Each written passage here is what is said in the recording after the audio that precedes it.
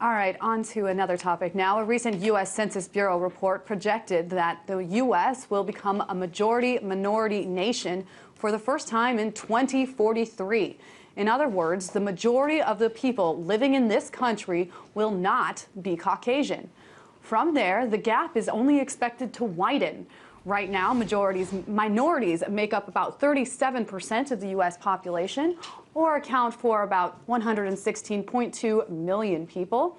By 2060, however, the minority population is expected to become about 57% of the population, or about 241.3 million people. So we are beginning to see this shift in demographics, a shift that has been a long time coming. But one university student, a Maryland student, isn't lamenting. Instead, he has proposed a white student union at Towson University. It's here in Maryland. It's an idea that has gained a lot of attention and even more criticism. Matthew Heimbach is a senior studying U.S. history, and he's the founder and commander of the White Student Union. He joins me now to explain why he wants to start this union. So let's start off with how did you come up with this idea?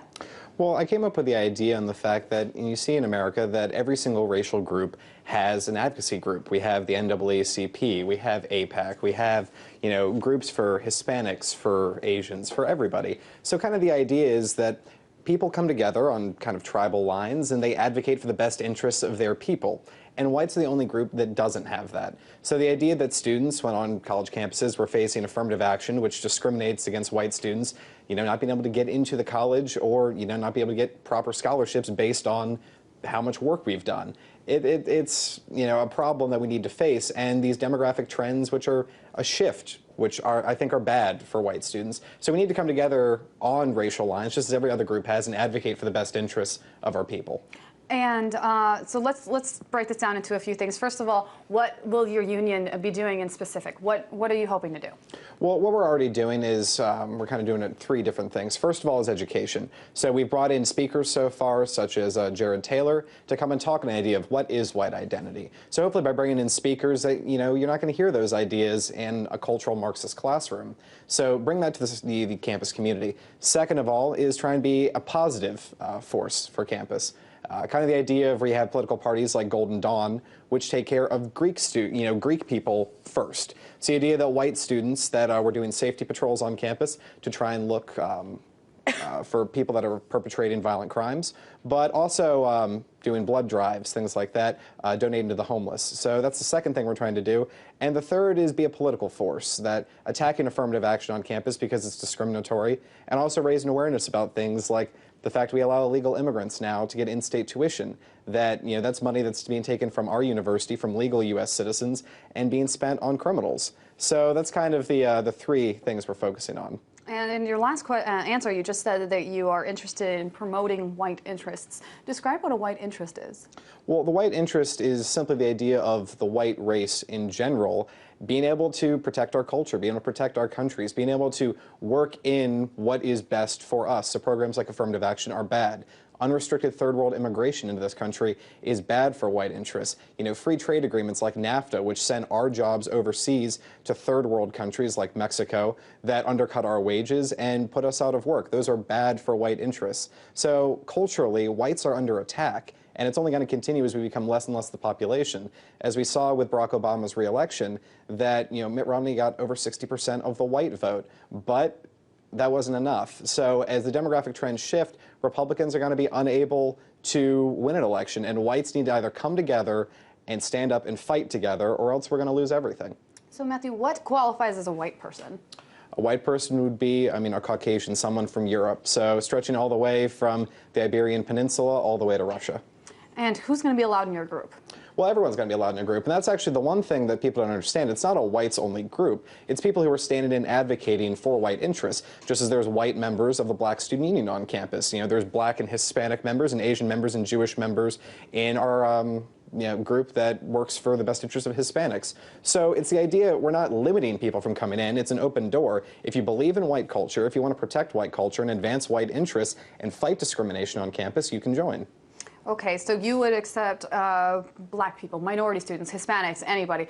But in a recent interview, you said with the Big Picture host Tom Hartman that you don't consider Jewish people white. Can you explain? Sure. Well, I mean, it's the idea, if you look in terms of the Jewish population, that they're not white, that they have, things like Tay-Sachs disease, for instance, where that is a disease that is only found within the Jewish population. So genetically, I mean, we're not even talking about the way someone looks, but genetically there is a difference amongst the majority of the Jewish population as the Jewish race. And the idea that we're questioning them as a separate people, that's a relatively new thing in Western civilization. I mean, you talk to someone for 2,000 years. Everyone knew that Jews were a separate people. That doesn't mean we're advocating discrimination against them. It's just that they, as a people, are advocating for their best interests, and because they are not white, they might not be advocating for the best interests of white people. So let me ask you this. How have you personally been discriminated against as a white person? Well, in terms of discrimination, you can just look at hiring. I'm looking at you specific. I wanted specific examples. Well, specifically, first of all, things dealing with anti-white language, racial slurs being hurled on campus. It's the sort of thing where, as a student, if I were to use any slurs against minorities, homosexuals, Jews, then what would happen? I would probably get suspended or possibly even expelled. But black students on campus, Hispanic students, are allowed to essentially say whatever they want, and they can get away with it. And that's an unfortunate sign of the times, where being pro-white, or even just simply being proud of the way God made you, if you're white, it seems like a sin. But if you're any other racial group, then that's okay. One of the things that you have said in the past, in a few past interviews, is that you're really for this. If there's a black student organization or a Hispanic student organization, why not there be a white student organization? And there is some substance to that. But one of the things I do want to ask you is, it does kind of seem like your organization takes things to another level, and it's not necessarily promoting white unity. What it is promoting is kind of separate but equal. Can you talk about that? Sure. Well, I mean, the very idea that we're facing, that this isn't simply political problems we're facing in America the potential of losing this as our country. I mean, as Pat Buchanan talks about, you can't take a first world country and fill it with third world people and expect it to remain a first world country. So the very ground that our forefathers fought and died for, we've now inherited that, and whites need to be able to come together to fight to save our culture. This country was founded, though, on more than just white people. It was founded on the backs of slaves and on the backs of Native Americans that made this land what it is and helped the U.S. and Americans come together and become Americans. So we are, in essence, a nation of immigrants. So when you say things like you don't want immigrants in your schools and whatnot, I mean, it kind of seems like contradictory to what your group stands for. Well, in terms of looking at, the great Samuel Huntington wrote in his book, Who Are We? He talked about what is the foundation of America. Now, we were immigrants from Europe, and that's the thing. We shared blood, we shared culture, that there was something more that tied us together. Now you look at America, and what is an American? An American is this abstract idea that we're bound together by capitalism, and we kind of salute the same flag, and that's about it. That there's no strong identity of what is an American. There's no community anymore. We're simply a multicultural hodgepodge. You look at LA, that's not an example of what America was founded as. It's nearing a third world country in and of its own right. So that's kind of a problem, I think. We're almost out of time, but do you consider yourself to be a white nationalist? I would consider myself to be a Southern nationalist, because as I see that the Southern people, there was a war fought over it. The idea that we've always identified as being a separate people. Now, that doesn't mean I have any ill will towards my brothers to the North, and it doesn't mean I have any ill will towards any racial group. I simply want to be able to protect my culture and my people and advance the best interests of them. A very interesting discussion, and I know you've taken a lot of flack for it, but we appreciate your time here today. That was Matthew Himbach, founder of the White Student Union.